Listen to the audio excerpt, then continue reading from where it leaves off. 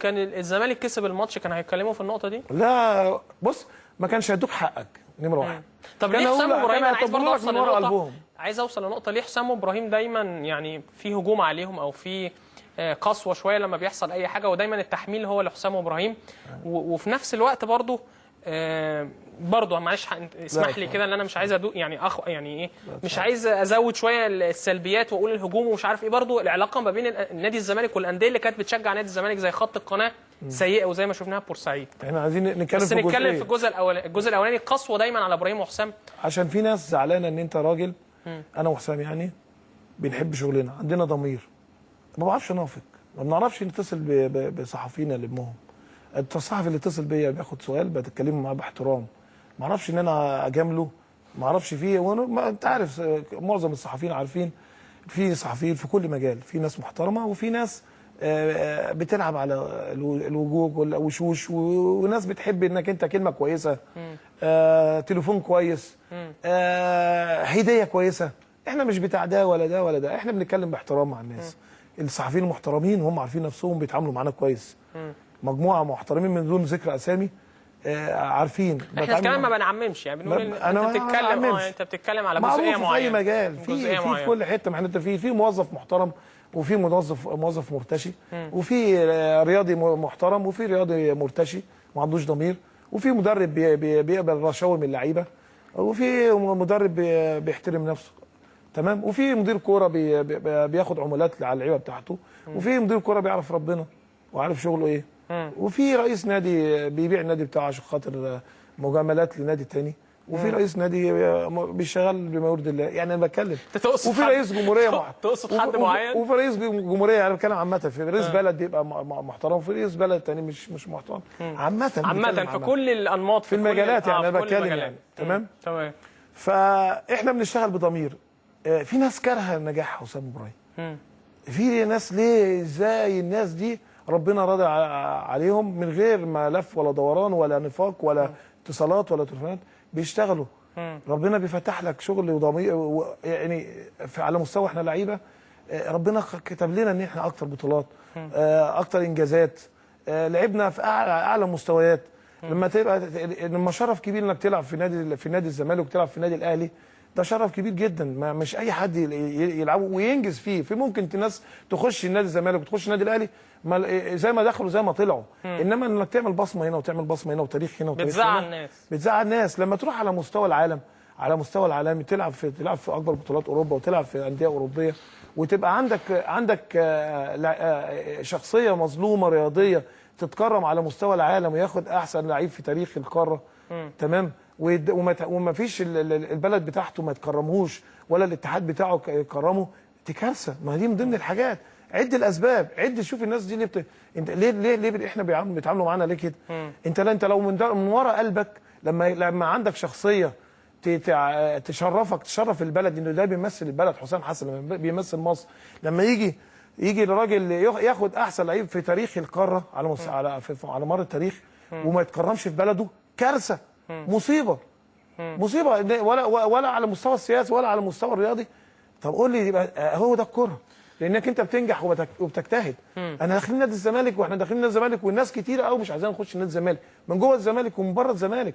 من بره الزمالك عارفين، كانوا بيحاربوا بشراسه، كانوا خايفين من اليوم ده، ان اليوم اللي احنا في الايام اللي احنا فيها دي، ان حسام ابراهيم يبقى موجودين في نادي الزمالك، يبقى نادي الزمالك منافس قوي، ويعمل انقلاب في الدوري العام. دي مشكله. وان يبقى انت راجل ند بالند وراس براس، وانت امكانياتك قليله، امكانيات نادي الزمالك. هي دي الحاجات اللي هي الناس دي بتحاربنا عشان كده. انما طيب انا عايز اطلع، وعشان بتطلب الحق وبتتكلم في الحق وما بتخافش من حد. انا بطلع ما بخافش من حد. الزمالك سائد شويه بعض الانديه اللي كانت بتحب نادي الزمالك جدا، زي نادي طبعا المصري او جماهير بورسعيد.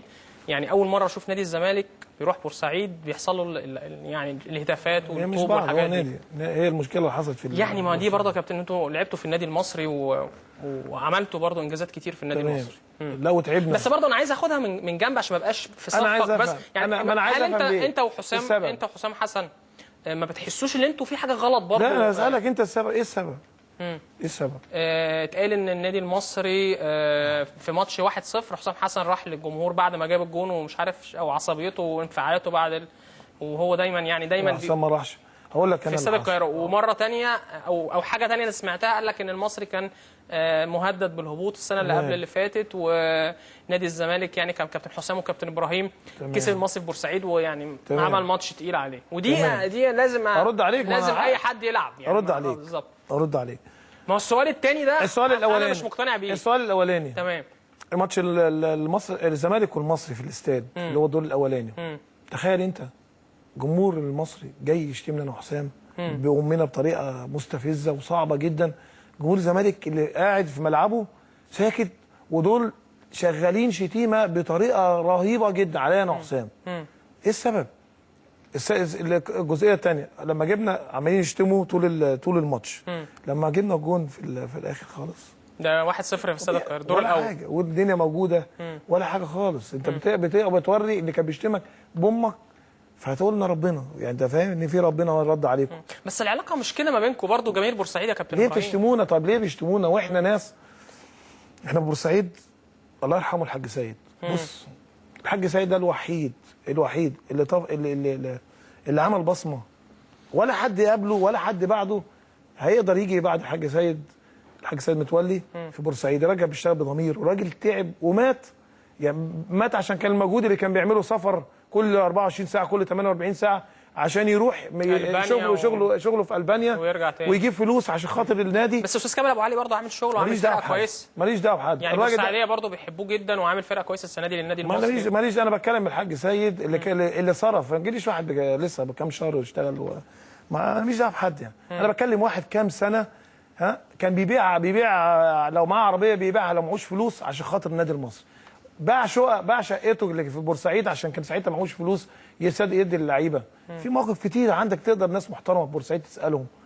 ده قاعد على يعني مدار كام سنه يصرف، ما تجيليش واحد اي بني. انتوا شايفين ان مفيش سبب مقنع؟ ما انا بفهمك احنا عملنا ايه. تمام، قعدنا بورسعيد كان الامكانيات والظروف بعد الحاج سيد ما مات مفيش. احنا كنا من الملعب اللي انت شايفه دوت، انا وحسام كنا بنغطي الملعب بايدينا، كنا بنعالج عشان النجيله تبقى، عشان الارضيه تبقى كويسه اللعيبه تعرف تلعب عليها.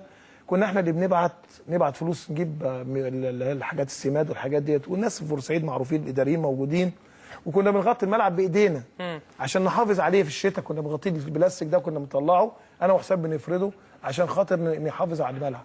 كان انا توقفت 5 سنين عشان خاطر النادي المصري، عشان كنت بدافع على لعيبه النادي المصري، بدافع على اسم النادي المصري في الجزائر. انا الوحيد وقفت وسط الصواريخ اللي بتترمي والحاجات دي، وسط شرطه وبوليس وناس ما كانش عندهم قلب. تمام، وتوقفت 5 سنين. انا حاربت الظلم اللي كان بيتعمل على النادي المصري من اتحاد الكوره والناس اللي كانوا بيحاولوا يخلصوا على النادي المصري. كنا بنطلع، الناس عادتنا كتير بسبب النادي المصري، سواء اتحاد الكوره سواء مسؤولين سواء صحفيين، بسبب ان احنا كنا بنطلع نقول كلمه حق وفي الاخر خالص نتشتم.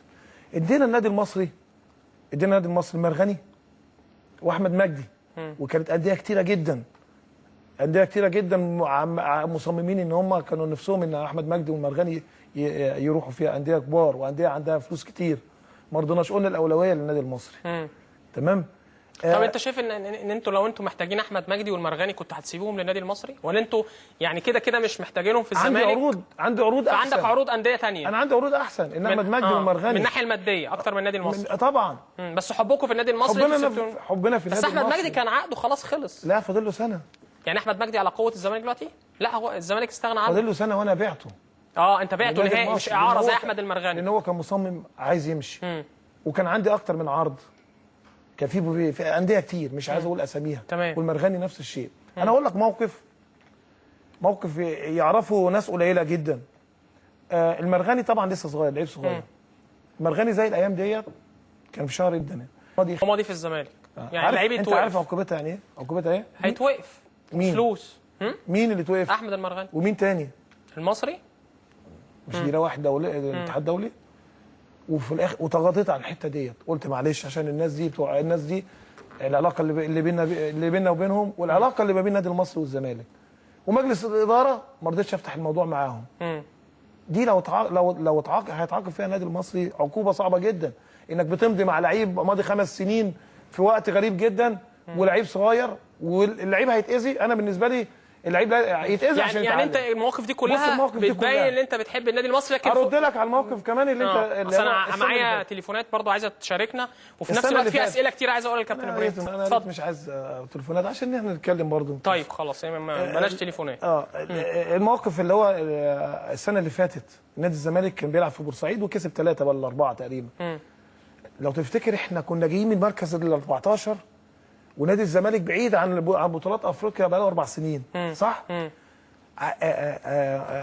ماشي بخطوه كويسه عشان توصل تلعب. وكنا بنلعب على البطوله السنه اللي فاتت بفعل فاعل طبعا، ماتش انبي وفرقه والفريق المنافس، والماتش الحرس، ماتش الشرطه، والكلام اللي حصل في وماتش المقاولين. ماتشات خلصت عليك بفعل فاعل برضه في نفس التوقيت ده اللي احنا فيه.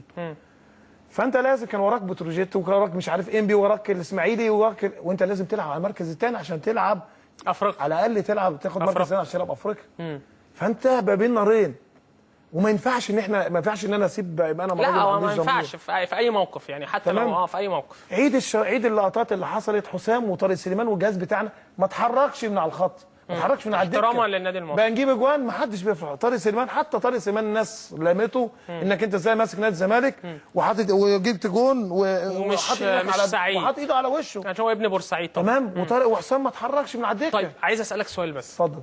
حسام وابراهيم حسن، يعني كل المشاكل اللي حصلت في الفتره الاخيره او قبل كده، مش حاسس ان ابراهيم وحسام في حاجه مشكله عندهم انتوا ممكن ما تكونوش حاسين بيها، لكن هي دي اللي بتعمل لكم مشاكل حواليكم مثلا؟ مشكله الصراحه. وبتقول لا وراه ورفعينه. فانا بقول لا وراه ورفعينه. اقول واحد عنده، مش عايز افتح حاجات عشان انا لو فتحت هتبقى مشكله. يعني انت شايف ان المصريين ما بتقبلوش الصراحه خالص؟ لما تبقى صريح وبتقول، ولو ما نافقتش لازم تنافق، تزعل الناس منك. لازم تنافق. يعني انت دلوقتي هل احنا نستاهل يعني عامه بقى نستاهل ان انا وحسام نتشتم بامنا بالطريقه دي في بورسعيد؟ والراجل مراقب وراجل حكم ما وقفش الماتش حتى مره. المفروض لما كان في مسؤول في اتحاد الكوره ولا اي حته لما يتشتم ولا الحكم بيتشتم يوقف المباراه ويدي تحذير مره واثنين ويلغي المباراه. بنتشتم اكتر من 90 دقيقه والقصه تعدي كده ومفيش عيب. مفيش ان احنا تعبنا وحاربنا عشان النادي المصري. النادي المصري انا وحسام مرتين نقعدوا في الدوري واحنا مدربين. تمام. الاخر وقبل ما نمشي كنا سايبينه في المركز الخامس بينافس على البطوله واتعمل له فرقه. مفيش ان احنا النادي المصري من ساعه ما كنا ماسكينه عملنا فرقه وعملنا كيان للنادي المصري. مفيش خالص ان احنا تعبنا.